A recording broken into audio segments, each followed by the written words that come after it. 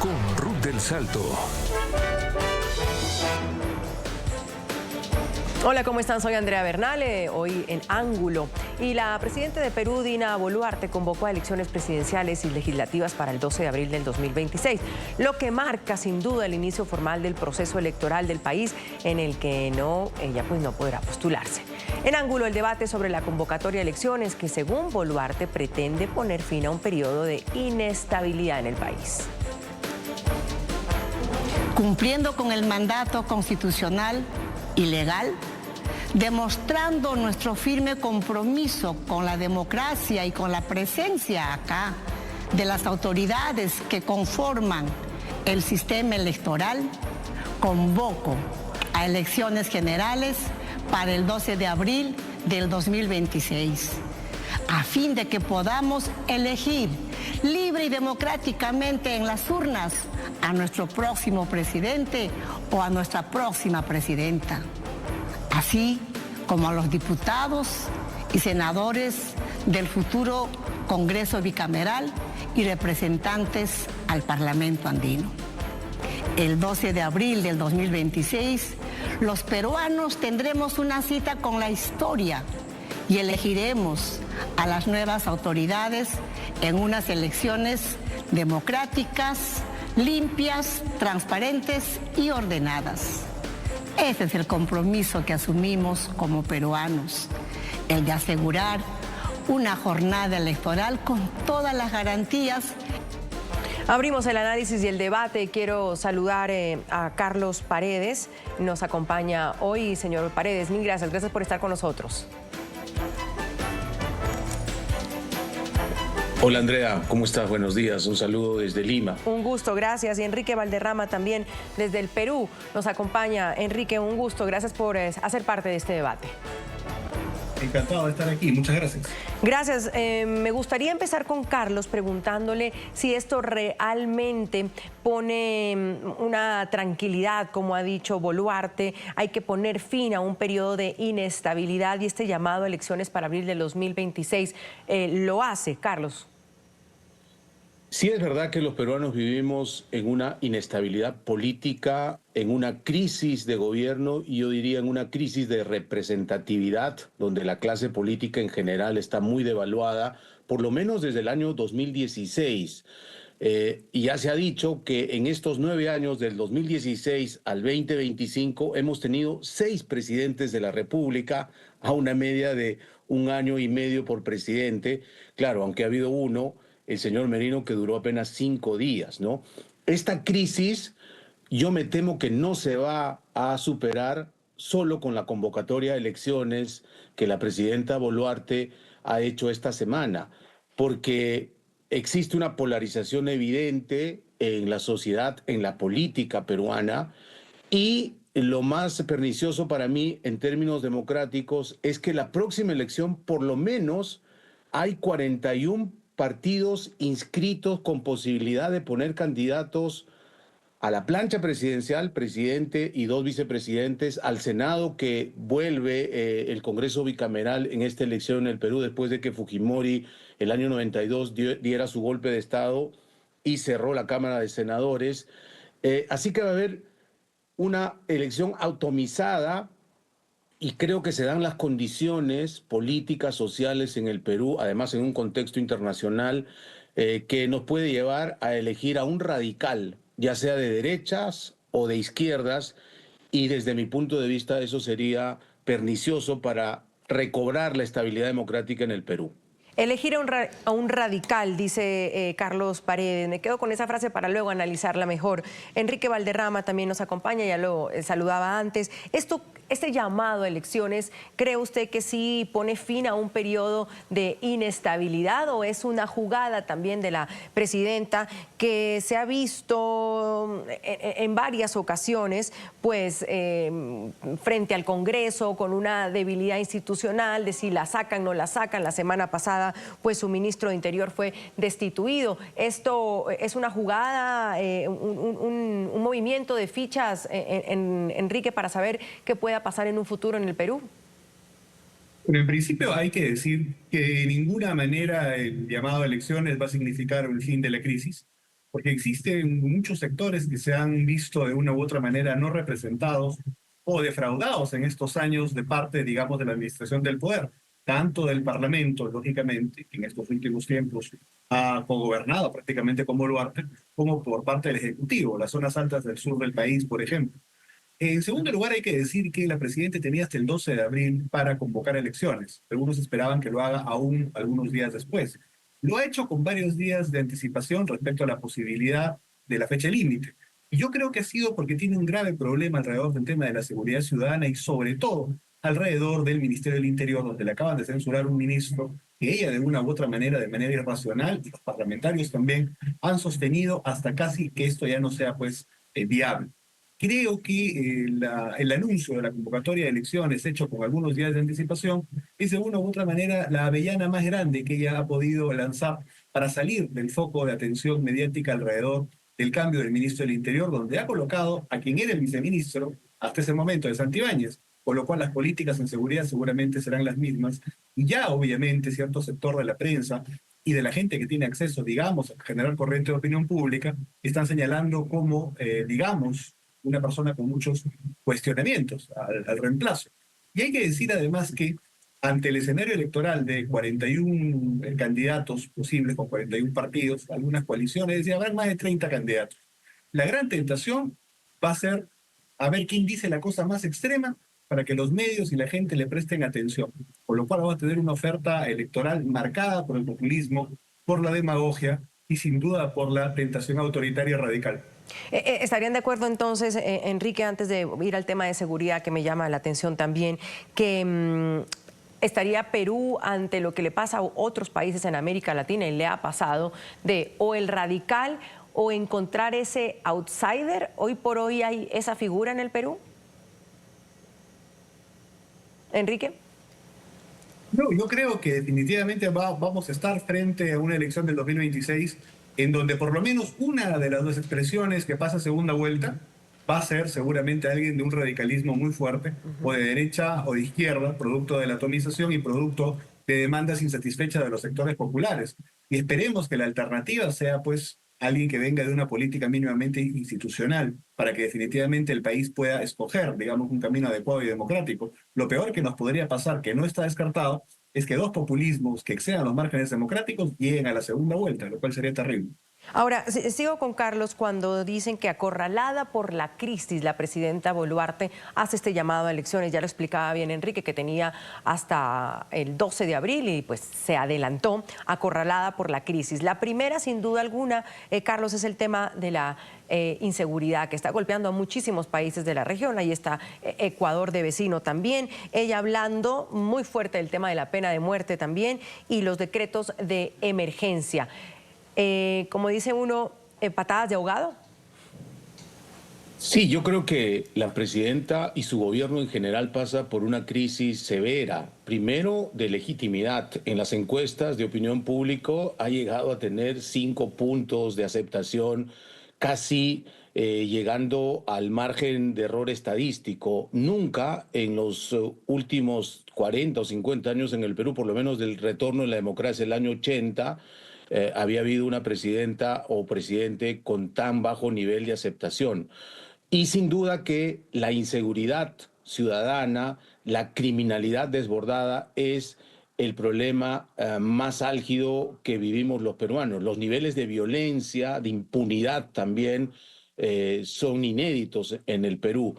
Y como se ha explicado bien, el anterior ministro censurado por la coalición del Congreso que cogobierna con Boluarte ha sido un punto de inflexión desde mi punto de vista de este pacto de gobierno, porque censuraron no solo a su ministro favorito, sino, para todo término práctico, al que cuidaba en términos de investigaciones policiales, etcétera, a la presidenta. Y ella misma está pasando por una investigación, desde mi punto de vista, muy grave, que son las cirugías, dicen que hasta 5, de carácter estético que se practicó en junio del año 2023. Primero se abrió una investigación preliminar en la Fiscalía de la Nación porque había abandonado el puesto de presidenta sin comunicar al Congreso.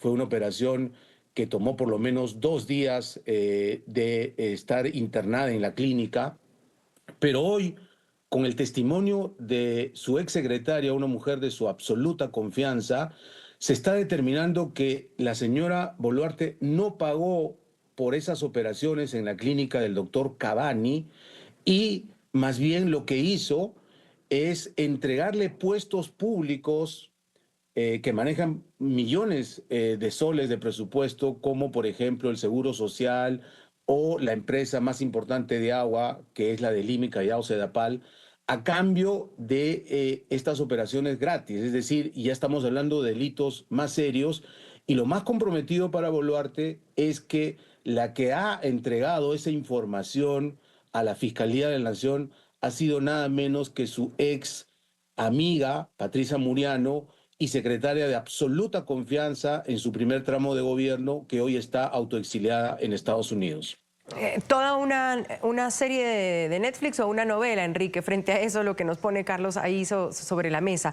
La pregunta aquí es, ¿lo hizo para bajar un poco la tensión que hay dentro del gobierno, incluso también para apaciguar el tema de las denuncias, pero pues no hay nada irregular en que lo haya hecho antes? Yo considero que el tema de la convocatoria, como he dicho, es una gigantesca avellana, que es, digamos, lo único que podía tapar el escándalo respecto al señor Santibáñez, que quiero decir aquí claramente que no fue colocado por la presidenta para solucionar el tema de la inseguridad, para reformar o modernizar la policía. Fue colocado allí claramente con fines y encargos absolutamente políticos y, creo yo, judiciales, alrededor de entorpecer las investigaciones, digamos, potencialmente criminales de la presidenta, pero además, creo yo, para evitar, digamos, la captura del señor Vladimir Cerrón, que ya lleva mucho tiempo fugado. Y recordemos además también que el hermano de la presidenta pasó por un periodo de requisitoria también, en donde obviamente no fue encontrado. Por lo tanto, creo que Santibáñez cumplía el papel y los encargos más diversos, digamos, al margen casi de la ley, de parte de la presidenta de la República. Se le ha caído un alfil importante y, lógicamente, el tema de la inseguridad sigue desbocado con el lamentable, pues, asesinato del cantante Paul Flores. Yo creo que necesitaba cambiar el eje de la comunicación política de estos días.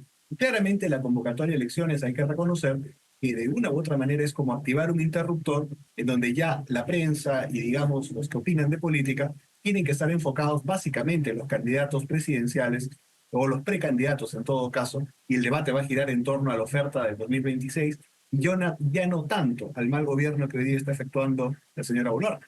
Interesante eso, Carlos. Y lo logró la presidenta Boluarte cambiar esa narrativa, cambiarles el tema. No sabemos por cuánto, pero al menos lo logró. Sí, yo creo que logró cambiar los titulares de estos días en la prensa peruana. Ya se inició formalmente la campaña electoral con todo lo que esto significa, ¿no? Incluso hay una discusión todavía a nivel legislativo si se pueden o no hacer cambios en las reglas de juego, en la legislación electoral que el Congreso estaba muy apurado en hacer en los últimos meses.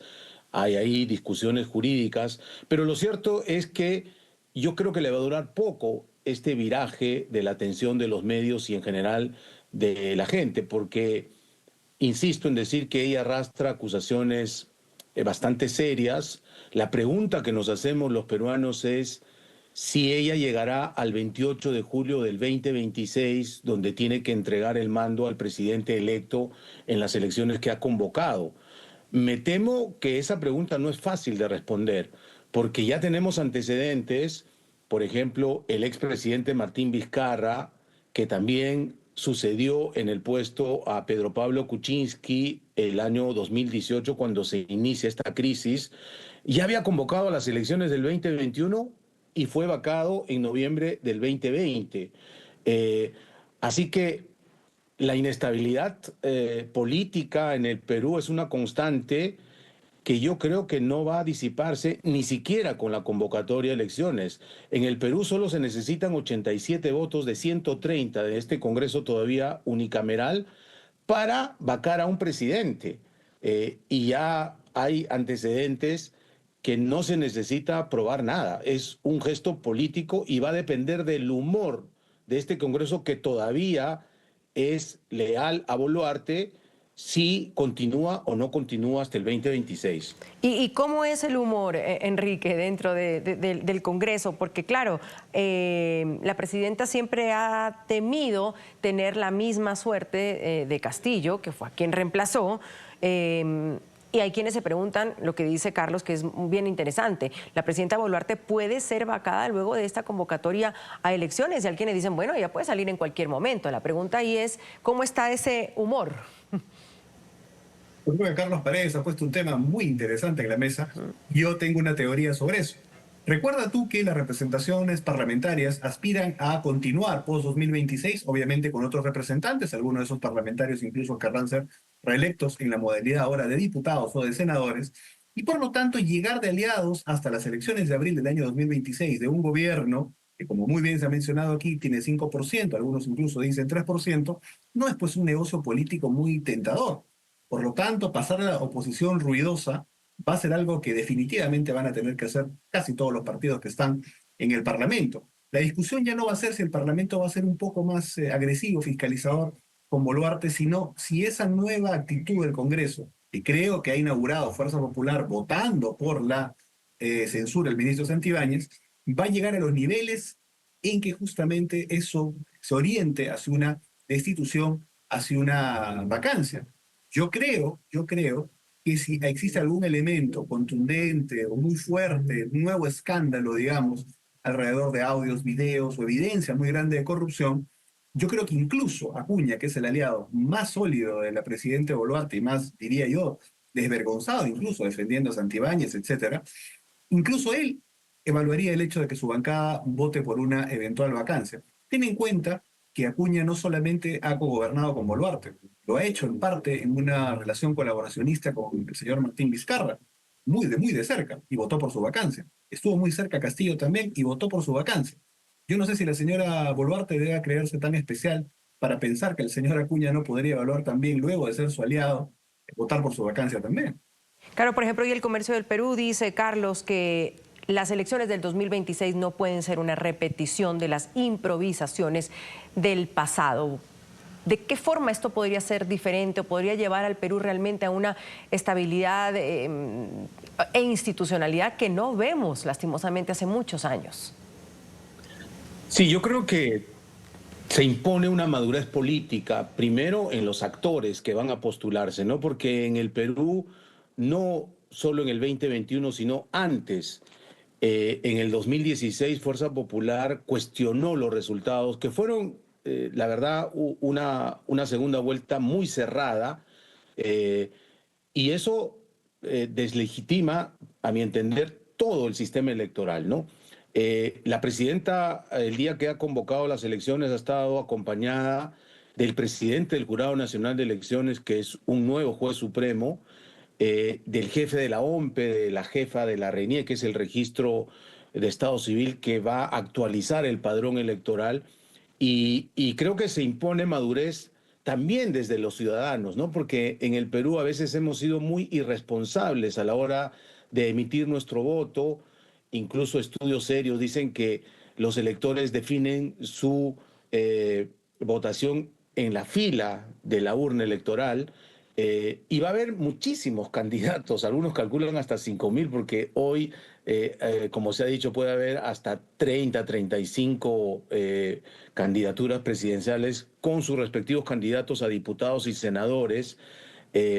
Así que creo que esto es una prueba en general para la sociedad peruana, porque esta polarización también está perjudicando que la democracia empiece a recuperarse, porque yo sí creo que la democracia peruana se ha devaluado en los últimos años y estamos frente a nuevos escenarios que nos podían llevar, como he dicho en mi primera intervención, a elegir a un populista, ya sea de derechas o de izquierdas, que obviamente le cante a la gente soluciones supuestamente mágicas y fáciles, por ejemplo, para el tema más importante que tenemos, que es la inseguridad, la criminalidad desbordada, y no se estén cumpliendo estándares mínimos de respeto entre poderes del Estado, de democracia, de Estado de Derecho, etc.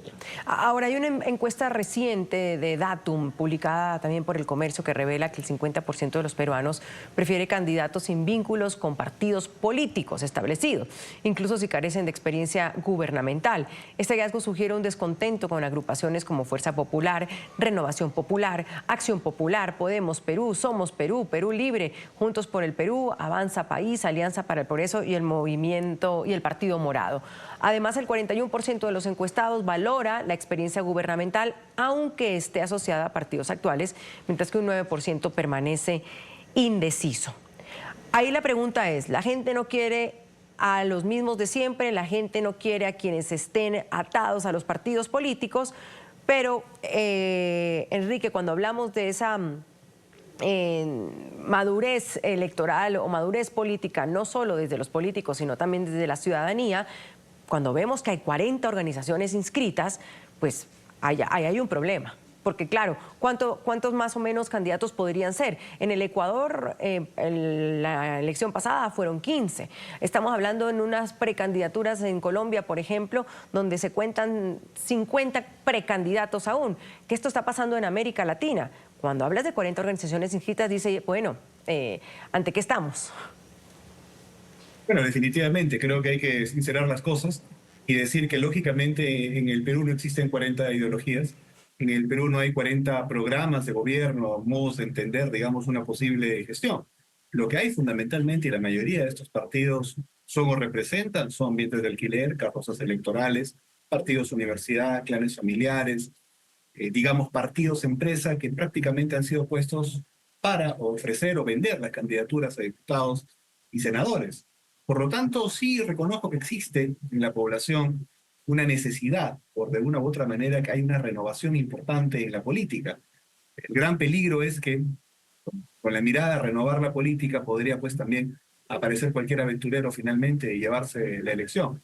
Creo que esto plantea un reto muy importante para los partidos constituidos, algunos de ellos que están en el Parlamento y algunos que no lo están, históricos por ejemplo, que puedan ofrecer la posibilidad de tener gente nueva al frente, pero lógicamente con una organización, un programa de respaldo. Yo creo que ese sería el escenario ideal, porque lo que no está en discusión es que el grueso de la población lo que quiere son nuevas voces, nuevos rostros, digamos, al frente del debate público en el país. Particularmente porque este Parlamento ha actuado de una manera muy funcional, excesivamente funcional al poder y al gobierno de turno. Yo creo que eso va a ser sin duda una marca que puede determinar el futuro de las próximas elecciones. No ha habido fiscalización y evidentemente grandes sectores de la población no se han visto representados en el actuar de los actuales congresistas y dirigentes políticos de los partidos, digamos, actualmente en el legislativo. Vamos a una pausa, si les parece, señores, pero antes, el sistema electoral peruano contempla una primera vuelta presidencial si ningún candidato obtiene más del 50% de los votos válidos. Se realizará una segunda vuelta entre los dos más votados, prevista para junio del 2026. El Congreso de la República se elegirá mediante un sistema de representación proporcional por regiones con un mandato de 5 años. Ya volvemos con ese tema.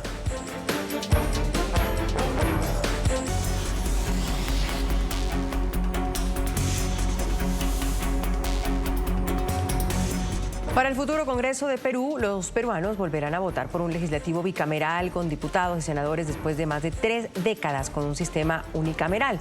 Esta reforma fue promulgada por el actual Parlamento, pese a que el 90,5% de los peruanos se expresó en contra de ella en el referéndum del 2018. Carlos, ¿qué significará esto para el Perú, volver a la bicameralidad? Yo creo que es un signo positivo para la democracia peruana en estos 30 años desde que Fujimori, en ese autogolpe del 5 de abril del año 92, disolviera la Cámara de Senadores y con un discurso también populista, simplista, dijo que un Congreso de apenas 100 congresistas, como le llamamos ahora, iba a ser más eficiente. La historia nos ha demostrado que no solamente no fue eficiente, sino que cada periodo los congresistas que elegimos son de un nivel mucho más bajo en términos de preparación política, incluso ética y moralmente hablando, ¿no? En el Perú ahora tenemos congresistas que le roban parte del sueldo a sus trabajadores, le llamamos aquí los mochasueldos, que no son uno ni dos, son muchos, de todas las tiendas políticas, obviamente se ha pervertido de alguna manera la razón de ser de la política, que debiera ser una actividad de servicio público, ¿no? A aquellos candidatos que nos piden el voto y nosotros les damos el mandato, en teoría es para que resuelvan nuestros problemas en nuestro nombre, ¿no? Acá no, los políticos llegan al poder, obtienen una porción de ese poder y lo usan única y exclusivamente para beneficiarse ellos, ¿no? Creo que una segunda cámara en el Congreso la hará, por lo menos va a tener un control interno, una segunda opinión, ojalá que esto ayude a levantar el nivel primero de los proyectos de ley que se están haciendo en el Congreso de hoy y sobre todo exista una autorregulación en el Congreso para no tener los niveles de aceptación tan bajos que en el Perú también llegan a 7 u 8% en el Parlamento, ¿no? ¿Concuerda con eso, Enrique, lo que podría darle el tema de la bicameralidad al Perú? Sí, absolutamente. Yo creo que primero que existió un problema de subrepresentación. Si uno se fija en los estándares, no solamente, digamos, en Europa o en Estados Unidos, sino en América Latina respecto a la cantidad de ciudadanos por cada representante legislativo, lógicamente el Perú estaba muy por debajo. Fue además, sin duda, un sistema pensado para sostener, digamos, una mirada autoritaria. Recuerda que esto fue implantado durante la Constitución de 1993 que impulsó a Alberto Fujimori luego, evidentemente, de dar un golpe de Estado. Creo que la democracia es más compatible con una forma bicameral o funciona mejor, además hay una acción doble. Creo que en términos generales esto va a ser una gran noticia para el país. Tengo sí algunos reparos respecto a la forma de elección en la Cámara de Senadores, porque hay dos modalidades, son 60 senadores y evidentemente van a salir un grueso de ellos, aproximadamente la mitad, por distrito único, es decir, elección nacional. Pero van a haber también, la fuerza más votada va a colocar un senador regional que va, digamos, a la Cámara igual, uno por región, lo cual me parece eso bastante complicado en una elección tan atomizada. Es decir, por ejemplo, en el sur o en el norte, las fuerzas que tengan 18, 17, 19%, en una elección, repito, atomizada, va a poner, digamos, un senador, el único senador regional que habría. Creo que esa mirada ha sido un tanto complicada, puede generar algunos problemas de representatividad alrededor de una parte de los senadores de la República. Pero fuera de eso, lógicamente es un tema que espero que con el paso de los meses o los años, en todo caso, post-elección del 2026, se pueda mejorar. Pero sin duda, una doble cámara es muchísimo mejor, fluye mejor la democracia que una unicameral como hemos tenido en los últimos años en el Perú. Ahora, Carlos, lo cierto es, y lo hablábamos al inicio, la crisis también de inseguridad que está viviendo el Perú. Y todavía, entonces, en este gobierno, mirándolo como lo miramos, sin pensar que pues van a sacarla a la presidenta, le queda un año y un poquito más. Y tendrá que demostrar o tendrá alguna crisis...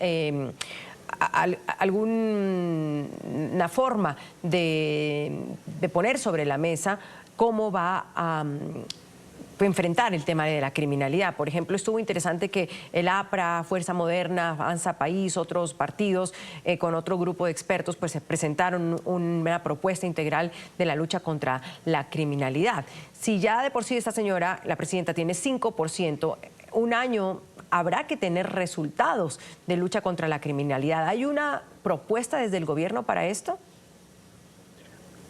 Ese es el drama del Perú. Vemos que desde el Ejecutivo, que es el principal responsable de combatir esta criminalidad transnacional que está invadiendo el Perú en niveles de violencia inusitados, no presenta un proyecto factible, medianamente consensuado, además de las fuerzas políticas, también con otras instituciones autónomas, como por ejemplo el Ministerio Público, el propio Poder Judicial, porque no solamente es que la delincuencia está desbordada, sino que hay algún nivel de impunidad también, ¿no? Hay muchas quejas de ciudadanos que dicen, yo he sido extorsionado, se capturó al delincuente que me estaba extorsionando y después por alguna desinteligencia entre la policía, la fiscalía o el propio Poder Judicial es liberado a los pocos días.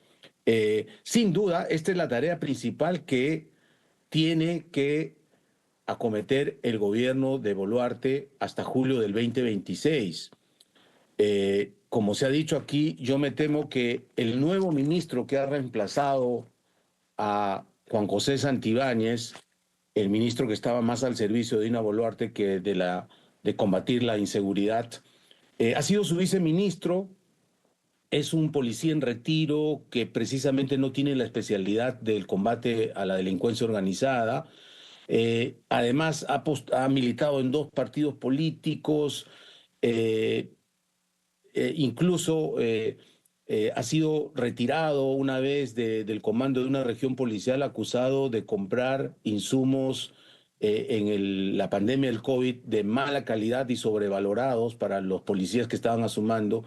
Así que a un sector de peruanos no les da la garantía de que esto va a cambiar radicalmente, y tiene que cambiar, porque en el Perú ya hemos tocado fondo en el tema de inseguridad. Cada día están asesinando a 6 peruanos de una manera absolutamente violenta, y las extorsiones se están dando porque gente humilde, como por ejemplo taxistas, bodegueros, están siendo extorsionados, y si no cumplen con dar la extorsión del día, los están asesinando de una manera muy cruel y muy violenta. El drama de muchos países de América Latina, Enrique, sobre todo el tema de la justicia que dice Carlos, cogen a la gente, luego la sueltan, y ahora el de las vacunas, que pues, se llama también en Ecuador y en Colombia. ¿Hay un plan desde el Ejecutivo? Todavía le queda un año de gobierno. Bueno, pero recuerda que a pesar de que le queda todavía un año de gobierno, ha ejercido durante casi 3 prácticamente, ¿no? O va, digamos, en todo caso, cumplir su 3er año. Por lo tanto, no ha habido una respuesta de parte del gobierno hasta el día de hoy. Mantuvieron a un ministro que creo que no estaba destinado, o no, su principal misión no era combatir la criminalidad, sino proteger a la presidenta de determinadas investigaciones y utilizarlo como ariete contra algunas instituciones, como el Ministerio Público, que hay que decirlo, de verdad siento que está parcializado y comete algunos excesos, lógicamente.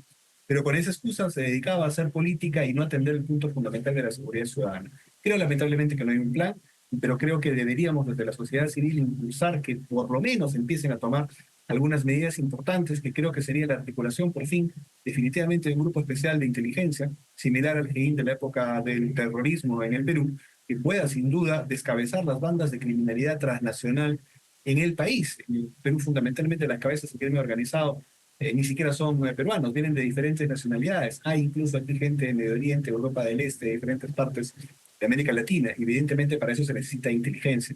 Y luego definitivamente una política carcelaria que me parece que hay que endurecerla, vía la construcción, por ejemplo, de megapenales, que algunos estamos planteando que esta primera etapa sean de administración privada.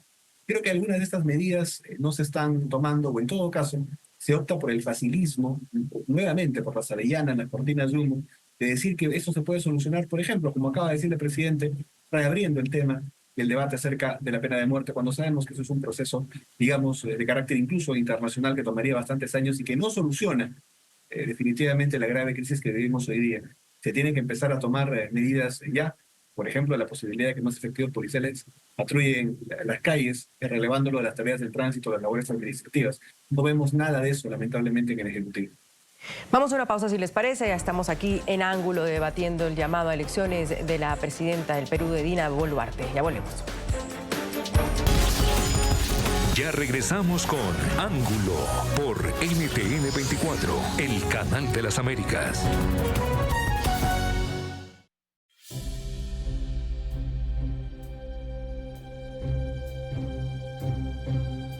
Quizás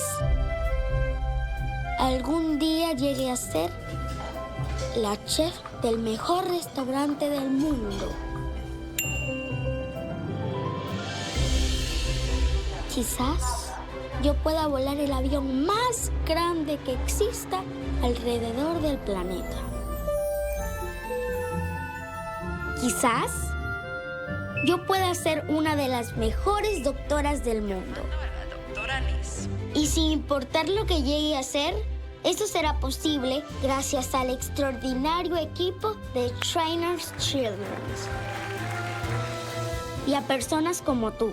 Tu donación mensual en amorshriners.org hará que todos mis quizás se conviertan en realidad. Y los quizás de muchos más niños. Gracias a los hospitales Shores para niños y a personas generosas como tú, hoy puedo hacer cosas que nunca imaginé podrían ser posibles. Cuando envíes tu donativo mensual de $19 o más al mes, te enviaremos un lindo regalo.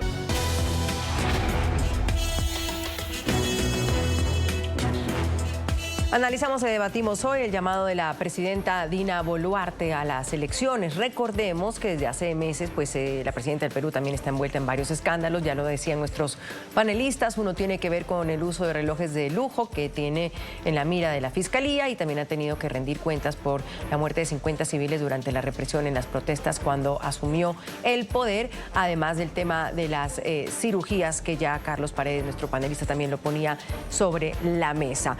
Carlos, solo puede ser acusada formalmente cuando deje el poder. Sin embargo, aunque llame elecciones, ¿estos casos continúan? Sí, de acuerdo a nuestra Constitución, artículo 117, el presidente en ejercicio está blindado, es un sistema presidencialista. Sin embargo, ya se ha interpretado a nivel de Fiscalía de la Nación que, si bien es cierto, no puede ser acusada, procesada mientras esté en el mandato presidencial, sí puede ser investigada preliminarmente, cosa que está sucediendo con varias carpetas fiscales. Tú ya has resumido algunas de ellas.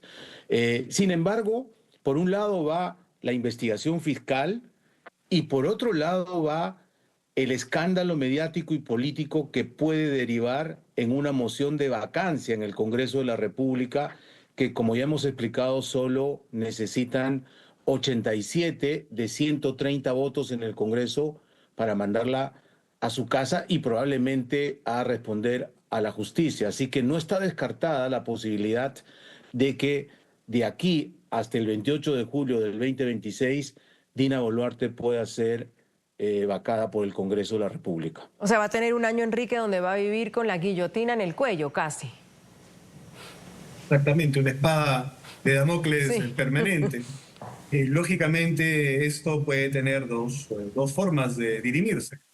La primera es la que se ha mencionado, que se ha deslizado aquí, que planteo que los partidos que están en el Congreso entiendan que van a necesitar votos para el año 2026, para abril, que van a tener que tener un gesto contundente de marcar distancia con la presidenta, lo cual puede implicar, si hay un escándalo de por medio que se mediatiza, en su destitución.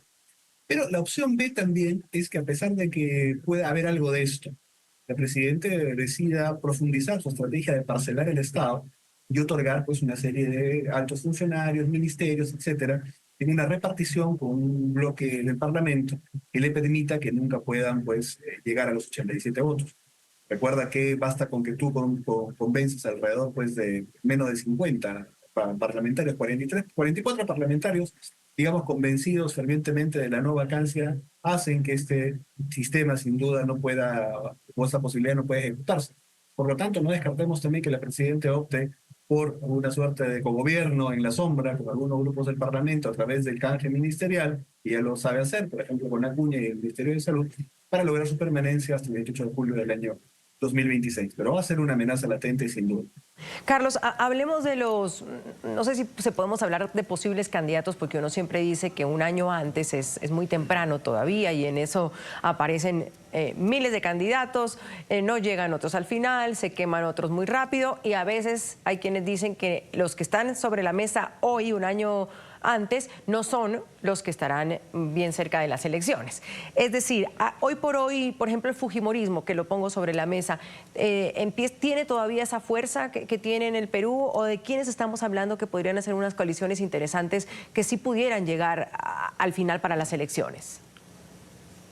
Hoy estamos hablando de una precampaña atomizada, de mini candidatos, y sin duda en ese panorama el fujimorismo, que mantiene alrededor de 10% de preferencias electorales al día de hoy, con ese porcentaje podría asegurar su pase a la segunda vuelta. Recordemos que el 2021 Pedro Castillo, que terminó siendo electo presidente, 2 meses antes de la primera vuelta no figuraba ni siquiera en el rubro otros de las encuestas de preferencia electoral, y hubo un candidato que estuvo alrededor de año y medio como el favorito de las encuestas de opinión, George Forsyth, un ex arquero de un club muy importante, Alianza Lima, acá en el Perú, y al final de la elección no llegó a tener siquiera el 5% de la preferencia electoral y su partido perdió la inscripción. Así que en el Perú no un año, sino un mes puede ser mucho tiempo para determinar cuáles son los candidatos. Pero sin duda, el debate hoy en el Perú es que tiene que haber alianzas, y se dice que tanto la derecha como las izquierdas, inclusive el centro, que en esta polarización parece invisibilizado, deberían hacer un esfuerzo de tener candidaturas de consenso y alianzas. El problema es que ninguno de los líderes de estos partidos está dispuesto a ceder su candidatura presidencial y todos quieren ser los candidatos a presidente, y ese va a ser un grave problema a la hora de la oferta electoral el próximo año. Enrique, un año antes, muy temprano, como dice Carlos, quizás un mes también en el Perú es muy temprano, pero ahí podríamos poner en la balanza quiénes pueden ser en esos momentos más fuertes para llegar hasta esas presidenciales. Yo diría que van a existir definitivamente 4 espectros importantes, o 3 o 4. Uno de ellos relacionado con la izquierda marxista, sin duda, que podría tener varios candidatos o encontrar una salida unitaria que va a estar, sin duda, entre los 3 más fuertes. Luego tenemos también las diferentes derechas, que van a representar otro espectro importante, y yo creo que incluso tienen la posibilidad en primera vuelta de tener la votación más alta. Pero creo que es más probable que el espectro de derecha se atomice en muchas más partes, incluso que la izquierda marxista. Y luego está, digamos, una opción centrista, que podría aglutinar un buen número también, o un número interesante de votos, pero que lógicamente se va a encontrar hiperatomizada. Dentro de los espacios, por lo menos, de la derecha, creo que destacan hoy, como ha dicho Carlos, un mes antes de mucho tiempo, imagínate un año, que destacan hoy en todo caso, está claramente el alcalde de Lima, Rafael López Aliaga, y sin duda Keiko Fujimori también.